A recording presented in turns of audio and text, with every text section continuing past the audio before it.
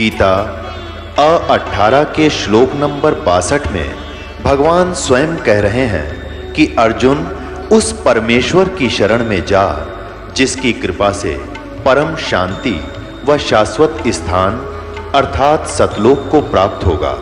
वो परमेश्वर कौन है, कहाँ है, कैसा है, जानने के लिए कृपया अवश्य सुनिए जगत गुरु तत्वदर्शी संत रामपाल जी महाराज के अमृत वचन। उस कंप्लीट गॉड अल्लाहु अकबर की भक्ति करने से ही संभव है, अन्य देवताओं की पूजा से नहीं। तो गीता ज्ञानदाता कहता है कि वो ज्ञानी जो हैं वो मुझे अच्छे लगते हैं, उनको मैं अच्छा लगता हूं, प्रिय हैं, क्योंकि वो मेरी भक्ति करते हैं ब्रह्म की।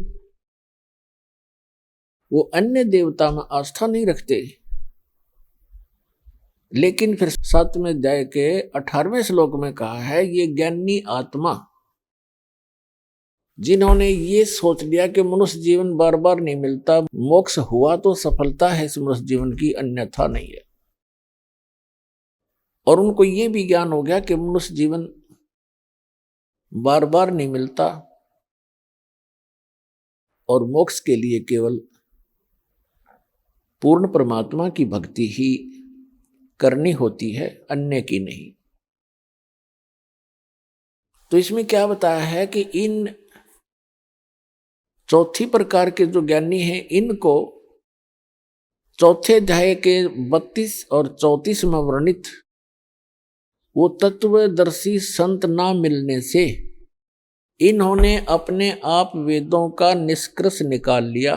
यजुर्वेद अध्याय नंबर 40 के मंत्र नंबर 15 में कहा है कि ओम कर्तु समर किलबे समर कर्तुम समर। ओम नाम का जाप काम करते करते सिमरण करो, विशेष कसक के साथ सिमरण करो और मनुष्य जीवन का मूल कर्तव्य जान के ओम का सिमरण करो।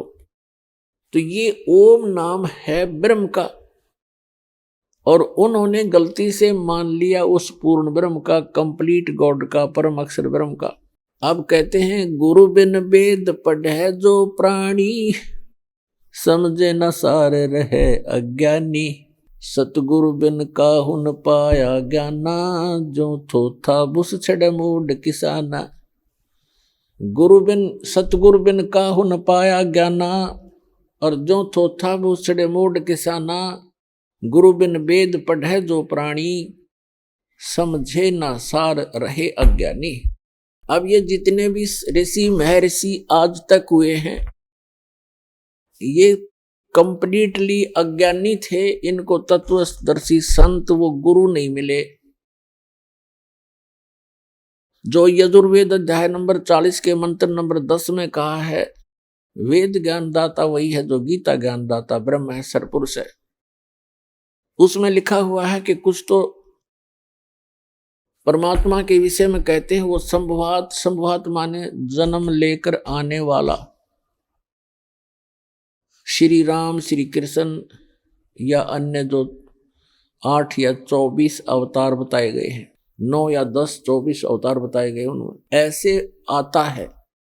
और कुछ मानते हैं असंभवात वो जन्म नहीं लेता, उत्पन्न होता ही नहीं, अर्थात वो अजन्मा है, निराकार है, कुछ ऐसा बोलते हैं। उसके विषय में कहा है कि परमात्मा साकार है, निराकार है, या जन्म लेता है, नहीं लेता है, वो कैसा है उसकी जानकारी तत्वदर्शी संत धीराणाम लिखा उसमें, धीराणाम जिनका ज्ञान स्थिर हो तत्वदर्शी संत बताते हैं, उनसे सुनो। इनकी बुद्धि पर पत्थर पड़ गए कि वेद ज्ञानदाता तो कहता है कोई और है तत्वदर्शी संत है जो इन वेदों से हटकर ज्ञान देगा। वो उनके समझ में आया नहीं। वेद ज्ञानदाता स्वयं कहता है यजुर्वेद अध्याय नंबर 40 के मंत्र नंबर 17 में कि वो परमात्मा तो गुप्त है, वो तो प्रोक्ष है, ऊपर रहता है, और मैं ब्रह्म हूं, मेरा ओम नाम है, और मैं खम ब्रह्म, अहम ओम खम ब्रह्म, मैं ब्रह्म। खम माने दिव्य आकाश रूपी ब्रह्मलोक में, वहां रहता हूं, मेरा ओम नाम है। तो पुण्यात्मा, इसलिए परमेश्वर ने कहा अपने सुख संवेद में, भाई गुरु बिन काहू न पाया ज्ञाना, जो थोथा भूस छड़े मूड किसाना। गुरु बिन वेद पढ़े जो प्राणी, समझे न सार रहे अज्ञानी। तो ये सभी अज्ञानी थे आज तक के जितने ऋषि महर्षि मंडलेश्वर, केवल उन महापुरुषों को छोड़कर जिनको परमात्मा प्राप्त हुआ, और परमात्मा उनके प्रयत्न से प्राप्त नहीं हुआ, वो अपने विधान अनुसार स्वयं ही आता है। जैसे ऋग्वेद मंडल नंबर 9 सूक्त 86 के मंत्र 26 और 27 में, ऋग्वेद मंडल नंबर 9 सूक्त 82 मंत्र 1, 2, 3 में, ऋग्वेद मंडल नंबर 9 सूक्त सम्मन के मंत्र 3 में, ऋग्वेद मंडल नंबर 9 सूक्त 20 मंत्र 1 में, ऋग्वेद मंडल नंबर 9 सूक्त 96 मंत्र 16 से लेकर 20 में, ऋग्वेद मंडल नंबर 9 सूक्त 94 94 के मंत्र 1 में, ऋग्वेद मंडल नंबर 9 सूक्त 95 के मंत्र नंबर 2 में, ऋग्वेद मंडल नंबर 9 सूक्त 1 मंत्र 8 और 9 में, और भी अनेकों स्थानों पर परमात्मा की महिमा लिखी है कि वो कबीर देव परमात्मा, वो परम अक्षर ब्रह्म है, सर्व उत्पादक है, सब आत्माओं का सर्जन करने वाला भी वही है, और पूरे ब्रह्मांडों का, सभी ब्रह्मांडों का सर्जनहार वही है। और वो ऊपर के लोक में रहता है, ऊपर के लोकों में रहता है, सबसे ऊपर के लोक में रहता है, वहां से गति करके आता, अच्छी आत्माओं को मिलता है, उनको उपदेश देता, तत्व ज्ञान सुनाता है, और वो कवियों की तरह आचरण करता है, और अपने मुख कमल से ऊंचे स्वर में बोल बोल के ये तत्व ज्ञान की अमर वाणी लोकोक्तियों के माध्यम से, कविताओं के माध्यम से, शब्दावलियों के माध्यम से बोल बोल कर सुनाता है। वो कवियों की तरह आचरण करता है, और एक प्रसिद्ध कवि की भी उपाधि प्राप्त करता है। कविताओं से बोलने के कारण, कविताओं के माध्यम से, दोहों शब्दावलियों के माध्यम से तत्व ज्ञान प्रचार करने के कारण वो एक प्रसिद्ध कवियों में से भी एक कवि कहलाता है, लेकिन वो होता है परमात्मा। तो पुण्यात्मा, इस विधान अनुसार वो परमात्मा अच्छी आत्माओं को मिले, उनको अपने से परिचित कराया, सचखंड लेकर गए सतलोक में, जहां भगवान रहता, जहां हम रहा करते थे, और फिर वहां से वापस छोड़ा। उन महापुरुषों ने फिर परमात्मा का आंखों देखा हाल बताया। उनमें से कौन कौन है वो पुण्य भागी? आदरणीय धर्मदास साहिब जी, आदरणीय मलुकदास साहिब जी, आदरणीय नानक साहिब जी जो सिख धर्म के प्रवर्तक हैं, आदरणीय दादू साहिब जी, आदरणीय गरीबदास साहिब जी गांव छुड़ानी जिला झज्जर हरियाणा वाले, आदरणीय घीसा दास जी गांव खेखड़ा जिला मेरठ उत्तर प्रदेश वाले, और आदरणीय रामानंद जी काशी वाले। इन महापुरुषों के बारे में दास को जानकारी है, और भी बहुत से महापुरुषों को परमात्मा मिले। इन्होंने परमात्मा को जाना, और फिर उनका परमात्मा कबीर है, काशी में आए थे धानक रूप जुलाहे रूप में, वही मालिक है। ये एफिडेविट दिए उन्होंने अपनी अमृतवाणी में। आदरणीय गरीबदास साहिब जी ने कहा है, हम सुल्तानी नानक तारे दादू को उपदेश दिया, जात जुलाहा भेद न पाया, वो काशी महे कबीर हुआ।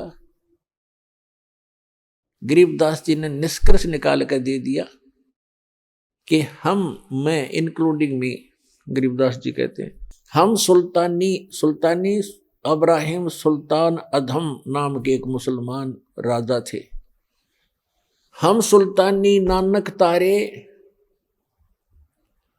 और दादू को उपदेश दिया, वो जात जुलाहा भेद नहीं पाया।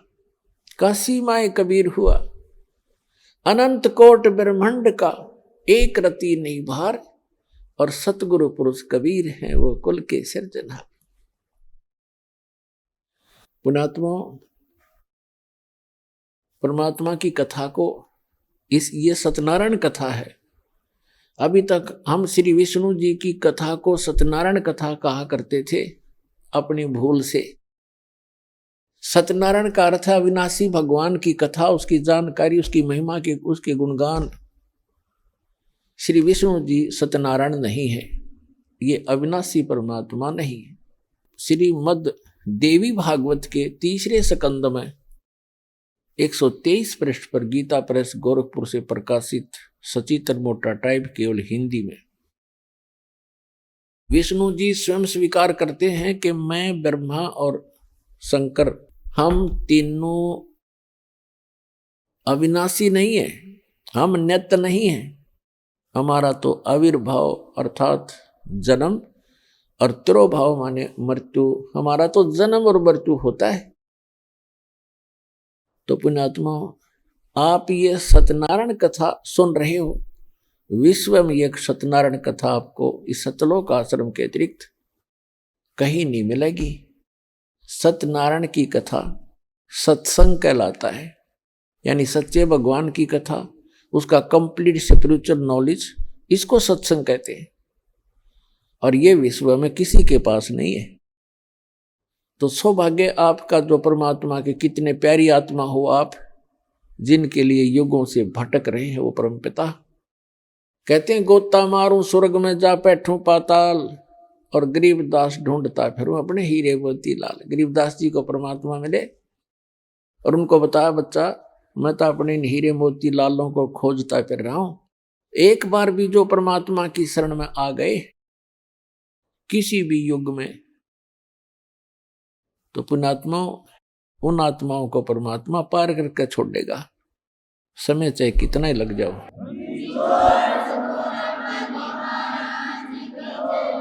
जो जन मेरी शरण है ताका हूं मैं दास, और गेल गेल लाग्या फिरूं जब तक धरती आकाश। कहते एक बार जो मेरी शरण में आ गया और मेरे परम संत से नाम लेकर के भक्ति प्रारंभ कर दी, फिर वो चाहे विचलित भी हो गया, काम तो बढ़ गया उसका, क्योंकि जन्म घने और हो जाएंगे, फिर बाद में ब्रह्माटी घनी हो जाएगी, लेकिन वो समर्थ, वो जुबान का पक्का है, उसका कानून कभी डगमग नहीं होता, उसका नियम अटल है, वो अपने नियम अनुसार फिर भी हमारे पीछे पीछे भटकता ही रहता है। तो यहाँ जो दास आज आपको बताना चाह रहा है कि मनुष्य जीवन इतना कीमती है। जो प्रसंग चल रहा था कि ये ज्ञानी आत्मा है तो नेक उद्धार हैं। गीता अध्याय नंबर 7 के श्लोक नंबर 18 में कहा, ये ज्ञानी आत्मा सभी की सभी उद्धार हैं, लेकिन ये इनको तत्वदर्शी संत न मिलने से ये मेरे वाली अनुत्तम अश्रेष्ठ गति में ही सचित रहे। और इन अज्ञानी अनुवादकर्ताओं ने, श्रीमद् भगवद गीता के अनुवादकर्ताओं ने अनुत्तम का अर्थ कर दिया अति उत्तम, सर्वश्रेष्ठ। तेरा गजब। बैड, अंग्रेजी के अंदर एक बैड शब्द है, बैड, और कहीं भी लिखा हो, छोटा सा बालक भी बता देगा बैड माने बुरा, खराब, अश्रेष्ठ। और बैड का अर्थ कोई गुड कर देता है, वेरी गुड कर देता है, तो वो महामूर्ख व्यक्ति है। बैड शब्द कहीं पर भी लगा हो उसका अर्थ बैड ही होगा, बुरा ही होगा। तो पुण्यात्मा, सौभाग्य आपका, दास को या बुद्धि दी उस परम पिता कबीर भगवान ने, और आपको ये तत्व ज्ञान प्राप्त हुआ। प्रसंग चल रहा है कि वो क्या बताना चाहता है गीता ज्ञान दाता।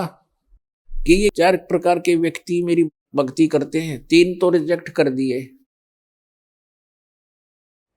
जैसे अर्थार्थी, आर्थ, जिज्ञासु और ज्ञानी को उत्तम मानना उसने कि वो अच्छा है, मुझे प्रिय है, मैं उसको प्रिय हूं।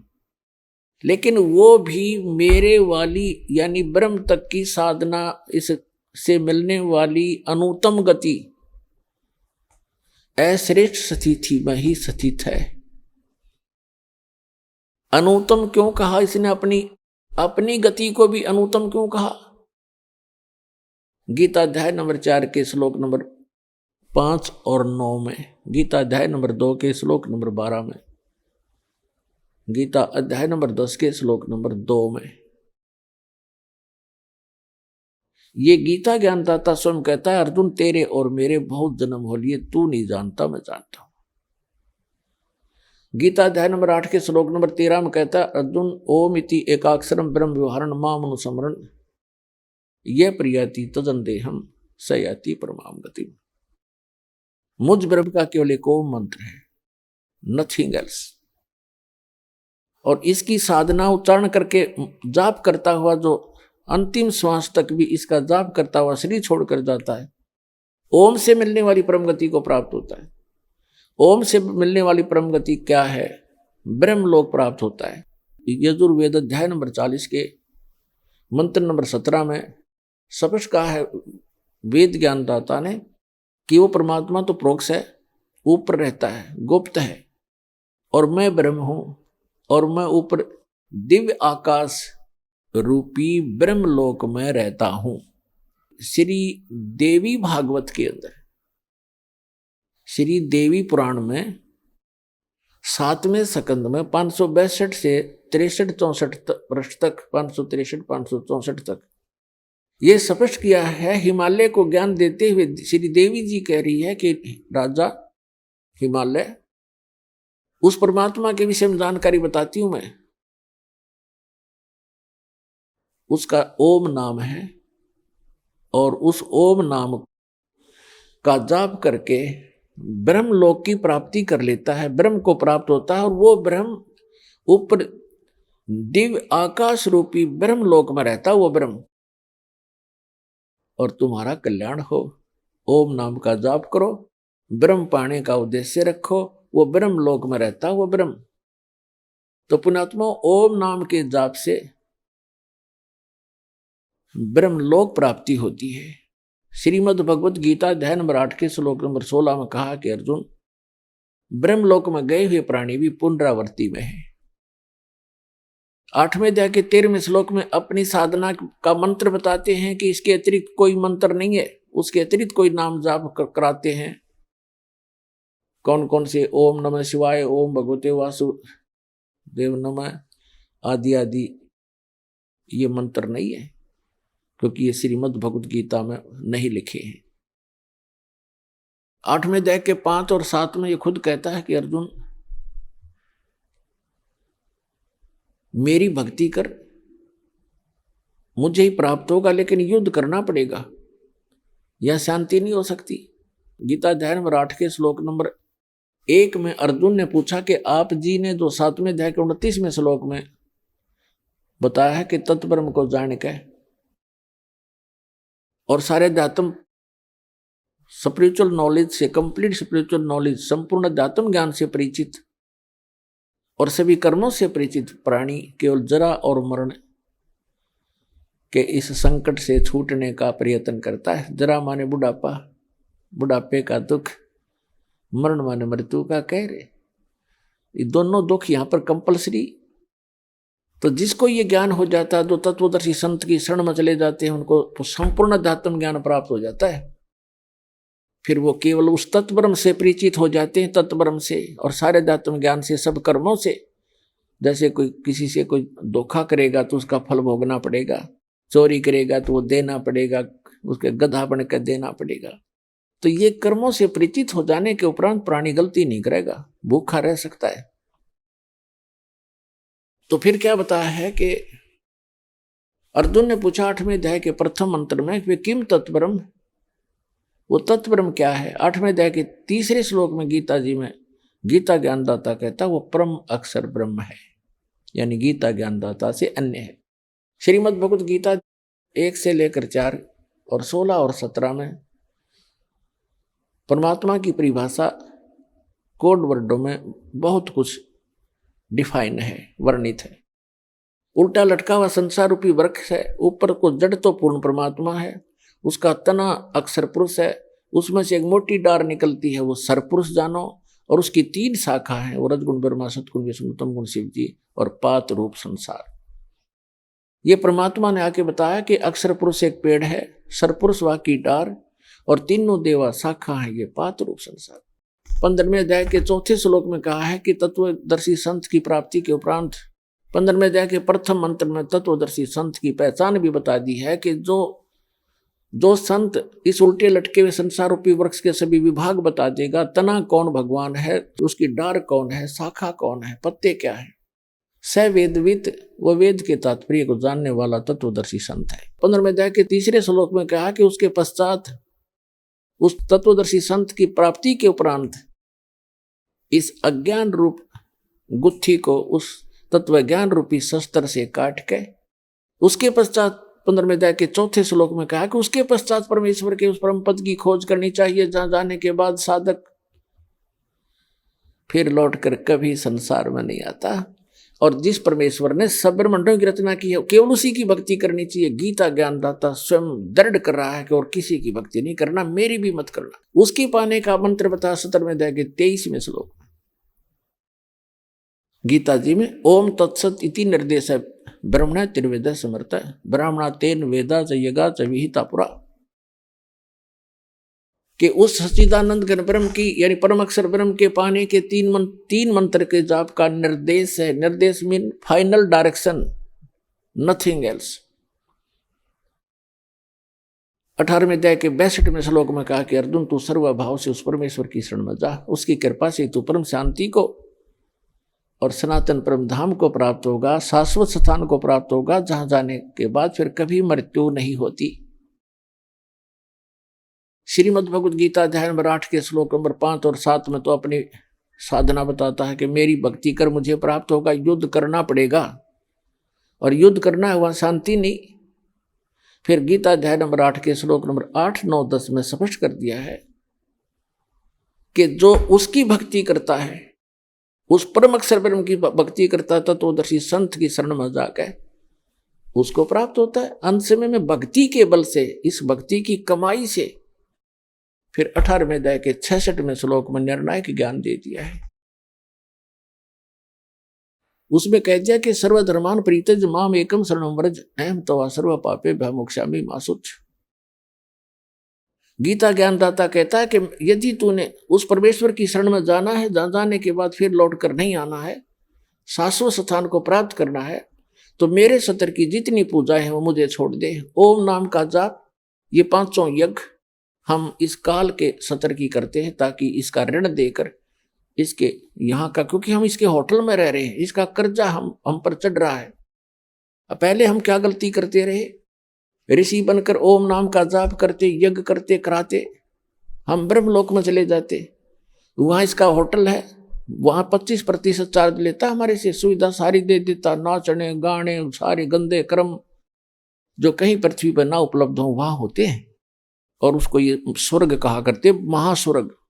हम अपनी पूंजी को वहां नाश करके और फिर पाप भी भोगते, और फिर 83 लाख योनियों भोगते, और यही धक्के खाते रहे।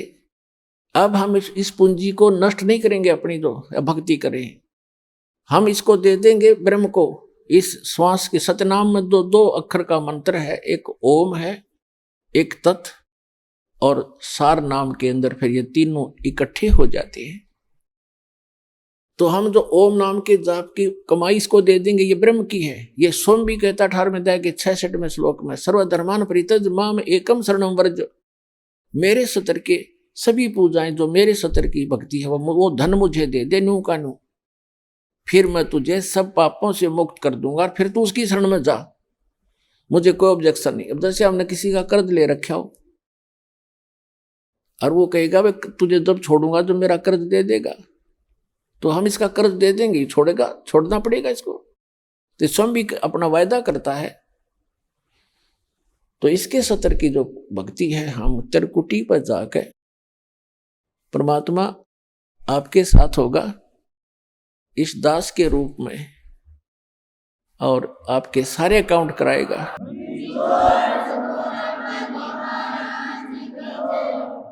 और वहां पर आपके एडवोकेट का काम करेगा परमात्मा इस दास के रूप में।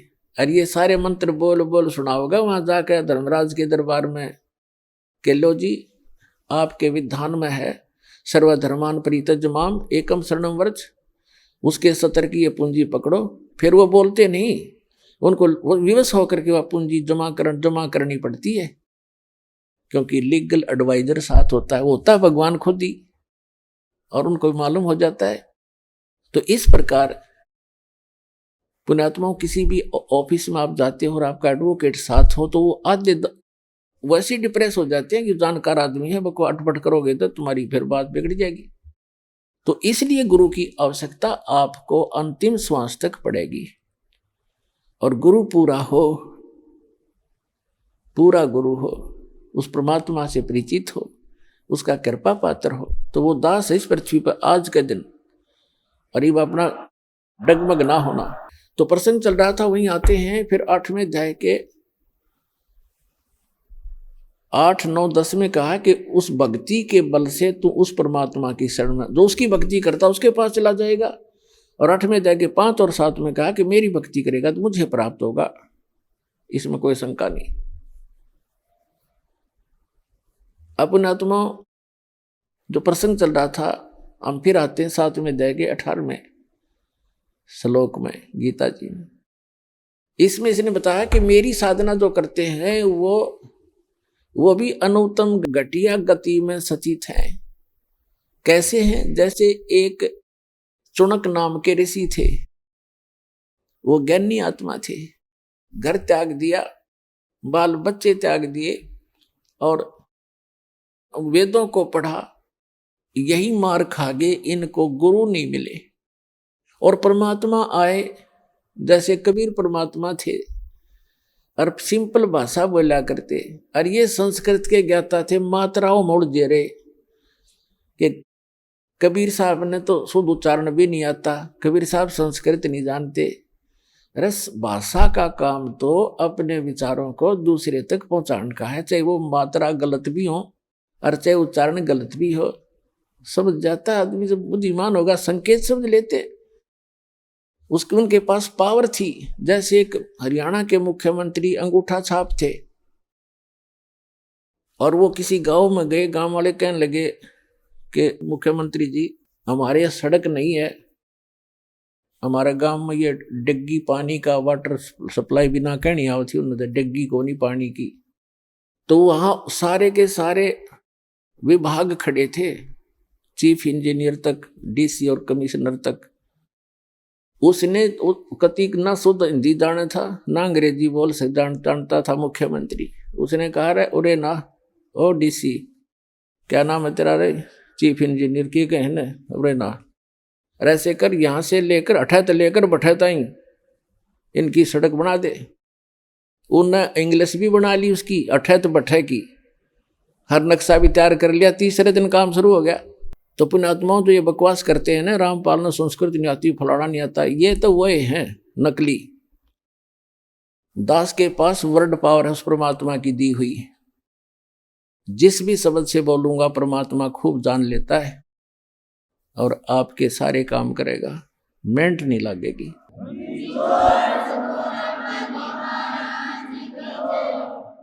तो कहने का भाव दास का जो है वो इस, तो इनके वो चुनक नाम का एक ऋषि था, उसका यह बात समझ में ना आई, क्योंकि उनको गुरु नहीं मिला। और गुरु मिले, कहते चारों युग में मेरे संत पुकारे, और को के कहा हम हेल रे, हीरे माणिक मोती बरसे, ये जग चुगता ढेल रे।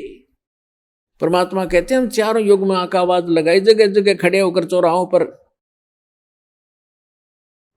और कहते हैं हम तत्व ज्ञान रूपी और सत भक्ति सतमंत्र रूपी लालों की वर्षा कर रहे हैं। लेकिन ये भोली आत्मा लालों को ठोकर मार के और कौड़ी इकट्ठी करने में, कंकर पत्थर इकट्ठे करने में लगे हुए हैं, जो इनको कोई मूल्य नहीं देंगे। कहते हैं पर भी लेन जात है दुनिया, हमरा ज्ञान किने ना सुनिया। ये जाते हैं वो तालाब में नहाने के लिए, पर भी लेने के लिए। हाय हाय। और वहां उस हमने देखे, ये एक जींद के पास में पिंडारा गांव है, पिंडारा, और उसमें एक जोड़ है तालाब, और उसमें नहाने जाते हैं कल्याण के लिए। उसको पिंडारा तीर्थ कहते हैं। वहां देखा हमने ऐसा जल उसका गर्मियों में, उसमें गधा भी ना बढ़े। अरे ये श्रद्धालु उसमें लौटे, थोड़ा सा पानी लेके न्यू करें, वो पानी घना था नहीं, सारे नु ला के कल्याण हो जाएगा, क्योंकि मोक्ष के लिए भटक रही है आत्मा। तो परमात्मा कहते हैं पर भी लेन जात है दुनिया, हमरा ज्ञान किन्हें ना सुनिया। तो परमात्मा आके बताया करते, तो वो इनके गले उतरा नहीं। मनु जी का, वशिष्ठ जी का, इनका जो ऋषि पाक रहे थे, संस्कृत भाषा शुद्ध जाने थे, और वो भगवान आने बताने आए थे। चारों युग में आए मालिक। कहते हैं सतयुग में सत सुकृत कह टेरा, त्रेता नाम मुनिंदर मेरा, द्वापर में करुणा में कलाया, और कलयुग नाम कबीर धराया। चारों युग में हम आए। सतयुग में सत सुकृत नाम था परम पिता का, त्रेता में मुनिंदर ऋषि नाम से आए और समझाने की चेष्टा की, लेकिन इन संस्कृत के ज्ञाताओं ने मात्राओं में उलझे हुए इन अज्ञानियों ने उस लाल को पहचाना नहीं। और कहते हैं द्वापर में हम करुणा में नाम से आए थे, एक बाल्मीक के को मिले थे, ऐसे ही जैसे कलयुग में एक धानक को, जुलाहे को मिले थे कमल के फूल पर। ऐसी लीला करते हैं प्रत्येक युग में परमात्मा। और कलयुग में कबीर नाम से आए थे। तो ये क्या बताते हैं परमात्मा कि हम चारों युग में आते हैं, और ये मात्रा की, व्याकरण की भक्ति करने वाले ये भगवान को पहचान नहीं पाते। तो क्या बताते हैं परमात्मा ने बताया है कि हम चारों युगों में आते हैं, लेकिन ये पहचान नहीं पाते। तो उस चुनक ऋषि ने अपने आप निष्कर्ष जैसा भी सुना था ब्रह्मा से या किसी अन्य ऋषि गुरु से, ये फाइनल मान लिया कि ओम नाम है पूर्ण ब्रह्म का, कंप्लीट गॉड का। और उसके साथ साथ एक समय जब ब्रह्मा जी कमल के फूल पर इस काल ने धोखे से बैठा दिए, उससे पहले का उसका जीवन ब्रह्मा जी को कुछ नहीं मालूम है, कैसे जन्म हुआ, कहां से आ गया। कमल के फूल के ऊपर वो बैठा पाया, तब उसने सोचा सब पानी ही जल है, अब यहां मैं कैसे उत्पन्न हो गया। तो आकाशवाणी कर दी इस काल भगवान सरपुरुष ने, इनके पिता ने क्या कहा कि तप करो तप करो। 1000 वर्ष तक ब्रह्मा जी ने तप किया, फिर कहा सृष्टि करो। अब उनकी बैटरी चार्ज कर दी सिद्धियों से, तब से सिद्धियां आती हैं, और सिद्धियों से यहाँ के जंतर मंत्र इसी को, इन्हीं खिलौनों से खेल कर प्रसन्न है। उसमें सिद्धियां आ गई तप करने से, और उसको फिर ये ब्रह्मा की पदवी दे दी, जिसके अंदर ऐसा गुण भर रखा था। इन सिद्धियों से और स्पीड से घूमते चलते हैं वो गुण की रेज। ऐसी टेक्निक है इसकी, आध्यात्मिक टेक्निक। तो कहने का भाव ये है कि ब्रह्मा जी ने गलती से उस आकाशवाणी को भी पूर्ण परमात्मा का आदेश मान लिया, और वो ही सभी ढंढोरा पीट दिया अपने वंशजों को, इन ब्राह्मणों को या ऋषियों को।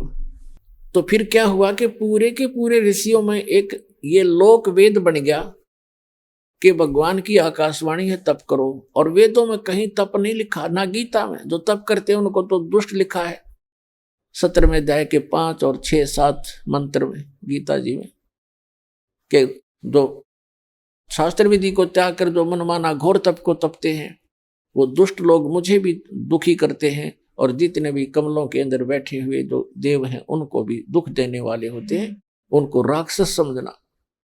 लेकिन यह बुद्धि इनका काम करी नहीं, इन्होंने तप वहां से ले लिया, ओम नाम का जाप यजुर्वेद अध्याय नंबर 40 के मंत्र नंबर 15 से सेलेक्ट कर लिया। कहीं की ईंट और कहीं का रोड़ा। अब टुणक ऋषि ने साधना शुरू की, जैसे ये करते ही रहे हैं। और गीता अध्याय नंबर 11 के श्लोक नंबर 32 में ये कहता, अर्जुन मैं काल हूं और सबको नष्ट करने के लिए प्रवृत्त हुआ हूं। 11वें अध्याय के 47-48 में इसने कहा कि अर्जुन ये मेरा वास्तविक रूप है, मैं ऐसा हूं, ये है मेरा स्वरूप, और इसके दर्शन तेरे अतिरिक्त पहले किसी ने नहीं किए, ना आगे कोई कर सकता, और ना कोई जप से, ना तप से, ना वेदों वर्णित विधि से, ना कोई किसी यज्ञ से मेरे दर्शन, इस रूप के दर्शन नहीं कर सकता, अर्थात ब्रह्म प्राप्ति नहीं हो सकती। और इन्होंने ओम नाम का जाप जपया, वो इस ब्रह्म का सरपुरुष का ही है। 8वें अध्याय के 13वें श्लोक में गीता जी में स्वयं कहता है, ओम इति एकाक्षरम ब्रह्म विहरण माम अनुस्मरण ये प्रयाति तदंदेहं स याति परमाम गतिम। तो इन्होंने इस ओम नाम का जाप किया, और ये 11वें अध्याय के 47-48 में इनका अकल काम करी नहीं। गीता जी में यूं कहता है, मेरी प्राप्ति, मेरे इस रूप का दर्शन, अर्थात मेरी प्राप्ति, ब्रह्म प्राप्ति, न वेदों वर्णित विधि से, न जप से, न तप से, न किसी यज्ञ से किसी प्रकार भी नहीं हो सकती। तो जिस कारण से इन्होंने हठ योग भी किए, ओम नाम के जाप भी किए, समाधिस्थ भी हुए। तो ये कैसा करता है? ये जैसे कोई भी साधक साधना करने लगा, उनको मिसगाइड करने के लिए किसी को तो शंकर भगवान के रूप में दर्शन दे दिए, अपने पुत्र के रूप में। तो उस ऋषि ने मान लिया कि ये जो शंकर भगवान है, ये काल का पुत्र है, तमोगुण, ये ताम इनके पास रहता है ऋषियों के। तो उन्होंने मान लिया ये है भाई परमात्मा। मैंने समाधि ला कर खूब देख लिया, समाधि दशा में मुझे इसके दर्शन हुए। और वो देखा था काल, उसने कस प्रतिज्ञा कर रखी है कि मैं अपने वास्तविक रूप में कभी किसी को दर्शन नहीं दूंगा। गीता अध्याय नंबर 7 के श्लोक नंबर 24-25 में स्पष्ट कर रहा है कि ये मूर्ख जन समुदाय मुझ अव्यक्ति को, अव्यक्तम को व्यक्तिम आपनम मनन्ते अबुधा। मैं अव्यक्त रहता हूं, अपनी योग माया से छुपा रहता हूं, कभी किसी के समक्ष नहीं आता। ये मेरा अटल घटिया नियम है, अविनाशी नियम है। और ये मूर्ख मुझे कृष्ण मान रहे होंगे व्यक्ति। अब श्री कृष्ण तो सामने खड़ा था, वो कैसे कहता मैं छुपा रहता हूं? इसी सिद्ध है, उसमें वो काल बोल रहा था। तो उसने तो ये ऐसी लीला करता है, तो इसलिए प्रतिज्ञा कर रखी है, ये मेरी अटल प्रतिज्ञा है। इसलिए ये किसी को विष्णु के रूप में दर्शन दे देता समाधि दशा में। वो विष्णु जी को फाइनल गॉड मान के उसकी महिमा बना दी अपने आत्मा। अब जैसे प्रतिमाएं बनाई गई हैं, ये ऋषियों ने समाधि लगाई, और समाधि में जिसको भी जिस रूप में दर्शन मिले, उसने उसी मिट्टी की मूर्ति उसी बना दी। आगे चल के ये मूर्ति एक परंपरा बन गई। तो इन्होंने ब्रह्मा विष्णु महेश की मूर्तियां बनाई, इन्हीं के दर्शन हुए इनको। किसी को ब्रह्मा के रूप में दर्शन दे दिए। इस प्रकार ये सबको विचलित करके रखता है। तो कहने का भाव ये है, इन ऋषियों ने परमात्मा के दर्शन नहीं हुए, फिर भी ये घुमा फिरा कर ये कहते हैं कि वेदों में परमात्मा तो निराकार लिखा है, ये जो दिखाई देता है ये परमात्मा नहीं हो सकता। एक तरफ श्री विष्णु जी को कंप्लीट गॉड भी मानते हैं, फिर बुद्धि विचलित होने से कोई इनको कहता है कि नहीं भगवान तो दिखाई थोड़ा ही देता, वो तो निराकार है, प्रकाश ही प्रकाश है। सहस्रार कमल में जाकर देखो, वो तो प्रकाश ही प्रकाश दिखाई देता है, 1000 ज्योतियां दिखती हैं। तो फिर ये वहां डगमग हो गए सचमुच। तो इनको ये निष्कर्ष निकाल ही नहीं सके, क्योंकि इनकी साधना व्यर्थ थी, इनकम्प्लीट स्पिरिचुअल नॉलेज था। तो चुनक ऋषि ने हजारों वर्षों तक परमात्मा प्राप्ति के लिए कोशिश की, भगवान मिले नहीं, और ये एटम बम बन जाते हैं ज्यादा तप और जप करने से, इस काल तक की भक्ति करने से। और यही कारण है कि काल फिर इनका दुरुपयोग करता है, रिमोट उसके हाथ में होता है इनका सबका। तो चुनक ऋषि ने हजारों वर्षों तक तप किए, जप किया ओम नाम का, भगवान मिला नहीं, और सिद्धि के से यो ओतप्रोत हो गया, पावर हाउस बन गया, एक एटम बम बन गया। एक मानधाता नाम के चक्रवर्ती राजा थे, यानी पूरी पृथ्वी के शासक थे, और वो 1 वर्ष में, 2 वर्ष में, 10 वर्ष में, जैसा भी वो उचित समझते थे, पूरी पृथ्वी पर निरीक्षण किया करते थे। चक्रवर्ती राजा करता था कि किसी अन्य भूभाग के भूपति को, यानी छोटे राजा को,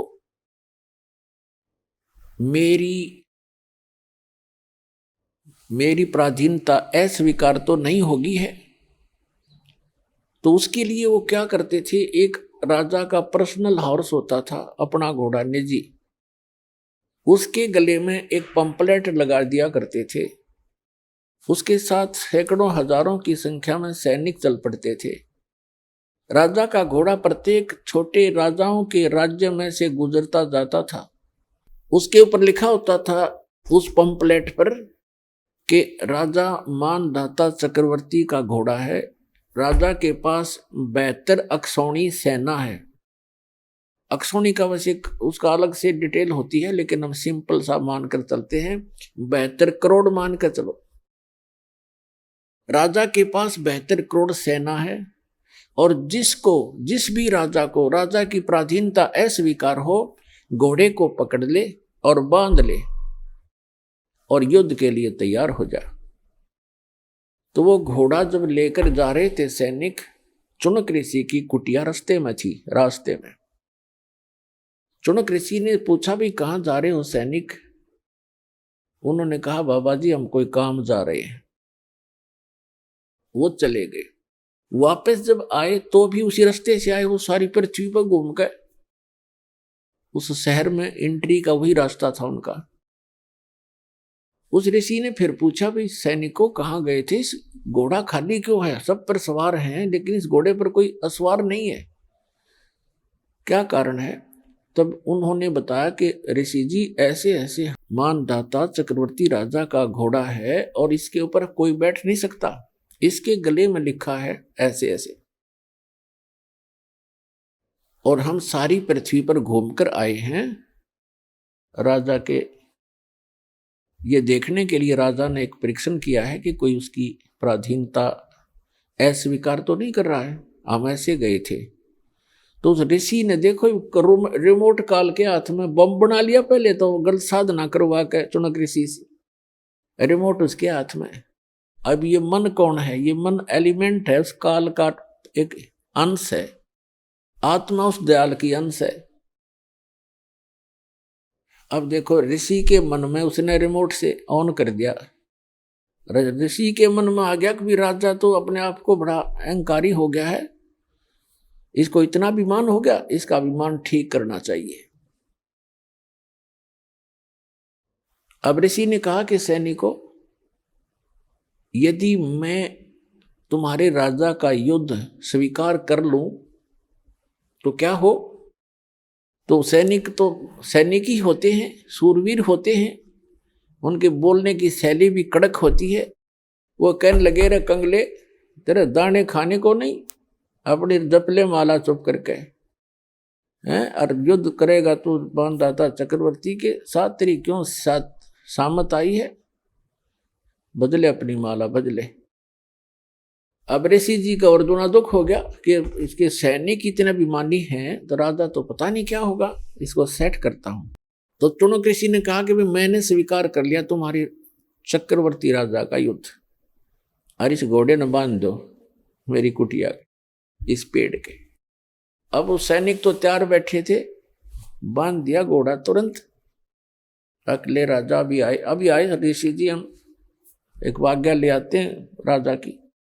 अब राजा को जाकर बताया कि ऐसे ऐसे एक चुनक नाम के ऋषि ने आपका युद्ध स्वीकार कर लिया। राजन, मंत्री सलाहकार होते हैं, वो कहते हैं देखो आज एक आदमी की हिम्मत, एक ने सिर उठाया है राजन, कल ना कोई और भी बकवाद कर देगा, धीरे धीरे क्रांति आ जाएगी। और कहते हैं बुराई को शुरुआत में ही नष्ट कर देना चाहिए। तो राजा ने कहा ठीक है जाओ। तो राजा ने अपनी सेना की 3 विभाग कर दिए, 3 बटालियन बना दी और एक टुकड़ी में 18 करोड़ सेना भेज दी एक ऋषि को मारने के लिए। उधर से उस काल के पुजारी ने, चुनक ऋषि ने, ब्रह्म के साधक ने सारे जीवन में जो डले ढोए थे उसकी 4 पुतली बना ली, 4 परमाणु बम बना लिए वचन से। पुणात्माओं, जो आध्यात्मिक मार्ग है, जो साधना ऋषि करते हैं, ये भगवान से ही कुछ पावर कलेक्ट कर लेते हैं।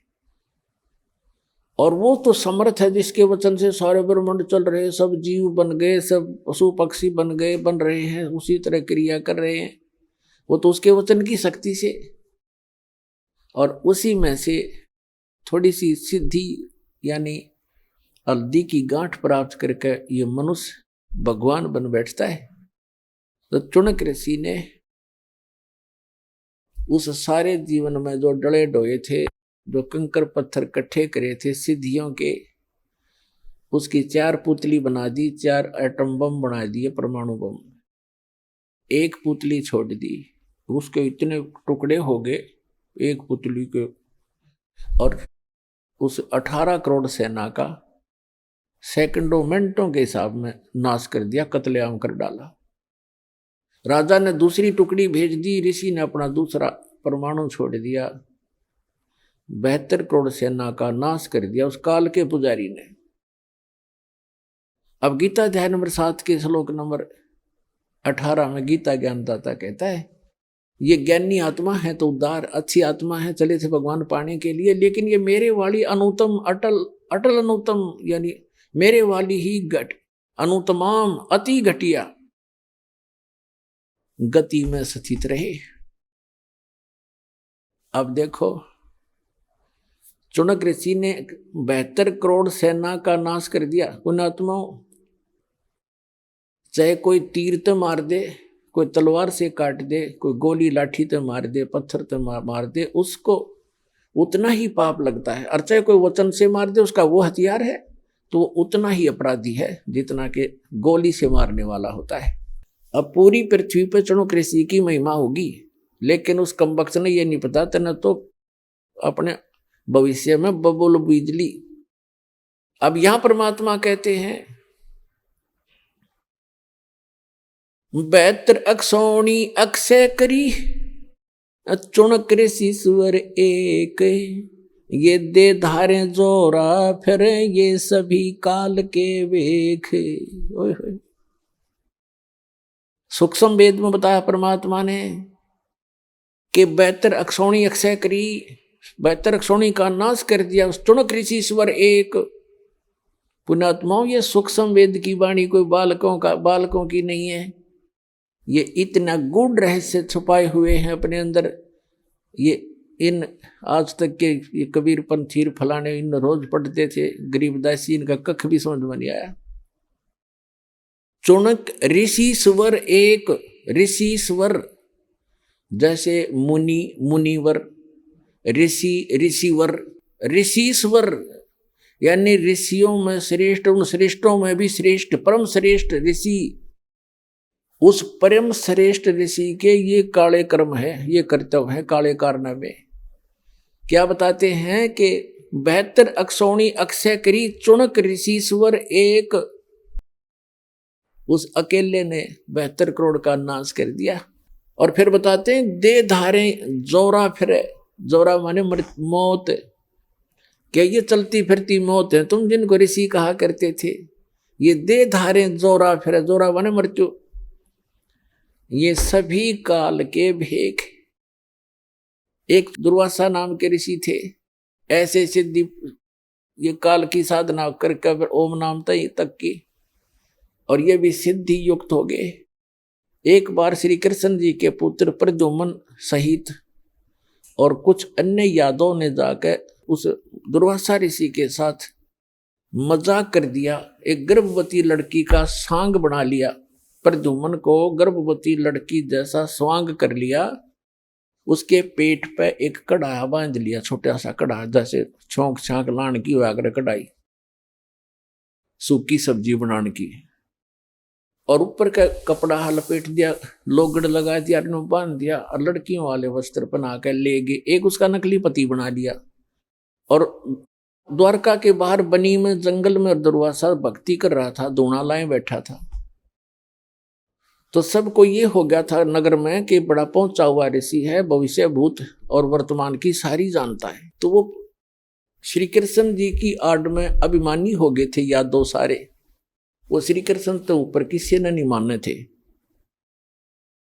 फिर भी जैसा तत्व ज्ञान की कमी से इतनी त्रुटियां सभी में आ जाती हैं, तो वो इकट्ठे होकर चले कि भी चलो दुर्वासा की परीक्षा लेते हैं, ये कैसा बहुत भविष्य की जानता है।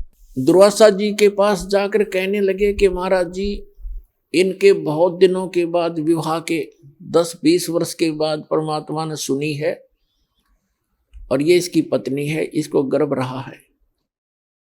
ये उतावले हो रहे हैं ये जानने के लिए कि इनके पुत्र होगा या पुत्री। आप तो भूत भविष्य की सारी जानते हो। दुर्वासा ने देखा अपना जानते हैं, दूरबीन लगा के, हाँ तो सारा फंड था। उसने श्राप दे दिया उनको कि इससे यादव कुल का नाश होगा। भागो उठाया चमटा, फिर वो करी लाल आंखें, वो बालक भाग लिए। उसके वचन से 56 करोड़ यादव आपस में लड़के मर गए, कट के कत्लेआम कर दिया उन्होंने। उस वचन से इतना प्रभाव हो गया उनमें, आपस में लड़ मरे। तो यहां क्या कहते हैं, सूक्ष्म वेद में कहा है कि दुर्वासा कोपे तहां समझने आई नीच, और 56 करोड़ यादव कटे, वह मची रुधिर की कीच। ओए होए, 56 करोड़ आदमी कट कर मर गया आपस में लड़के। दुर्वासा के श्राप थे, श्री कृष्ण रक्षा नहीं कर सका। श्री कृष्ण जी के पोते पड़पोते स्वयं उसके बच्चे सारे मारे गए। तो यहाँ संत कहते हैं, गरीबदास परमात्मा कबीर जी कहा करते थे अपने सूक्ष्म वेद जो गरीबदास जी को दिया, उसमें कहा है कि दुर्वासा को पे तहां, बच्चा ने मजाक कर दिया, इतनी सजा दिया करते हैं। कहते हैं ये इंसान नहीं, ये नीच व्यक्ति है, तुम इनको ऋषि समझते थे। दुर्वासा कोपित तहां यानी कुपित हुए और समझ न आई नीच। उस दुष्ट इंसान ने इतना भी नहीं सोचा तो क्या बकवास करने जा रहा है, इससे क्या गाड़ी गल जाएगी। ये संत है, ऋषि हो तुम। संता को उसको कितना दुख झेले, बददुआ नहीं देते संत। ये तो काल के सांप थे।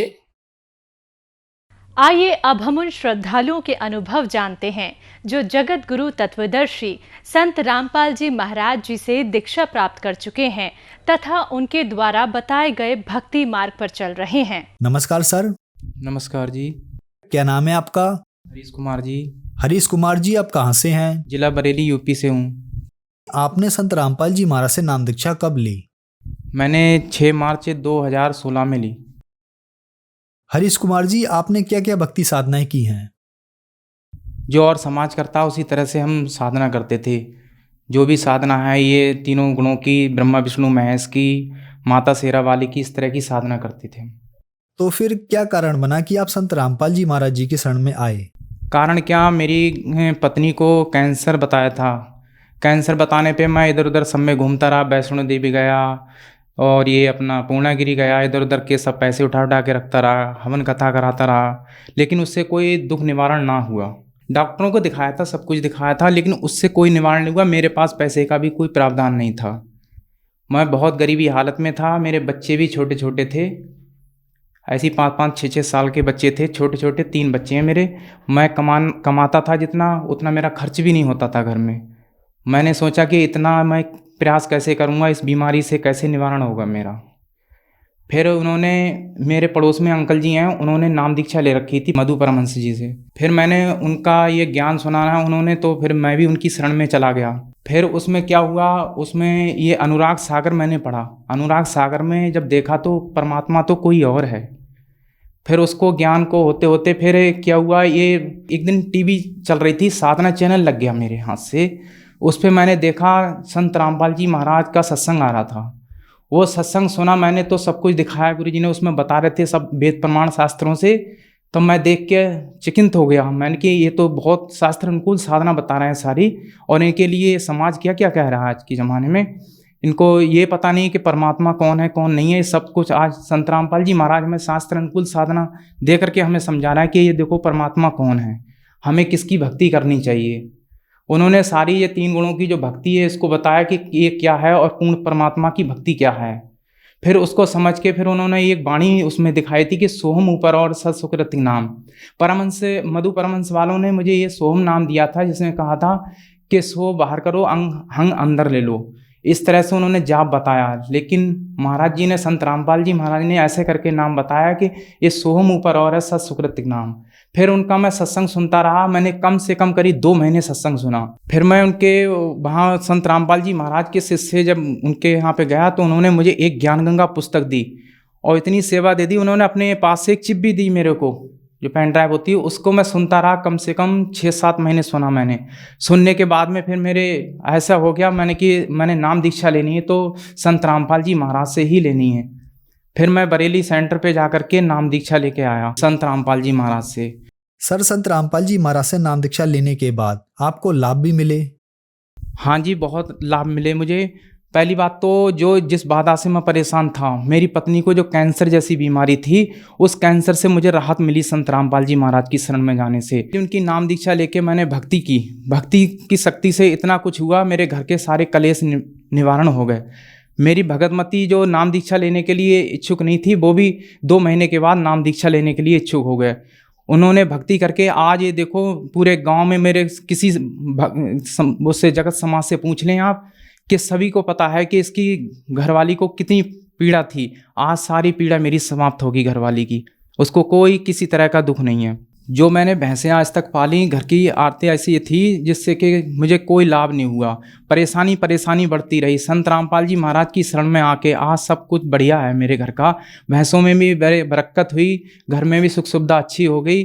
फिर मैंने एक प्लाट लिया 1 लाख रुपए का, वो भी संत रामपाल जी महाराज की शरण में आने से इतनी अच्छी तरह से मेरा जो कर्ज था वो भी कर्ज का सारा निवारण हो गया और अब पूरा परिवार मेरा बहुत सुख शांति से है। मैं इतना नशा करता था, आज संत रामपाल जी महाराज का सत्संग सुनने से पहले, नाम दीक्षा लेने से ही पहले, उनका ज्ञान सुनने से ही मेरा सारा जो भी नशा करता था वो नशा सब निवारण हो गया। उसके बाद नाम दीक्षा ली मैंने, इतनी दया हुई मेरे ऊपर संत रामपाल जी महाराज की।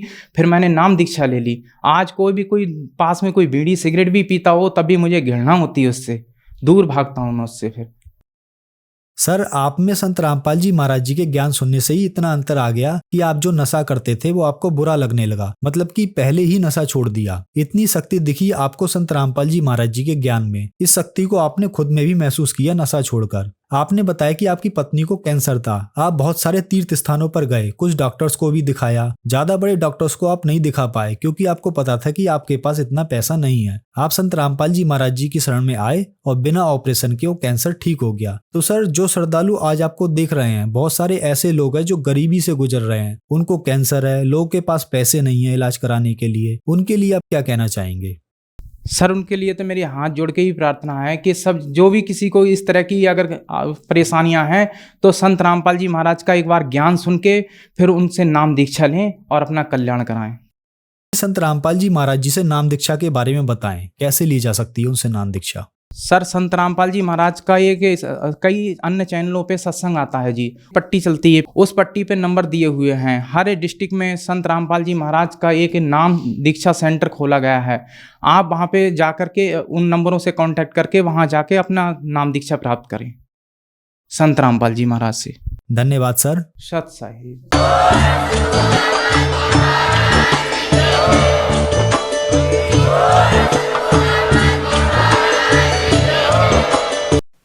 आप सुन रहे थे जगत गुरु तत्वदर्शी संत रामपाल जी महाराज के मंगल प्रवचन।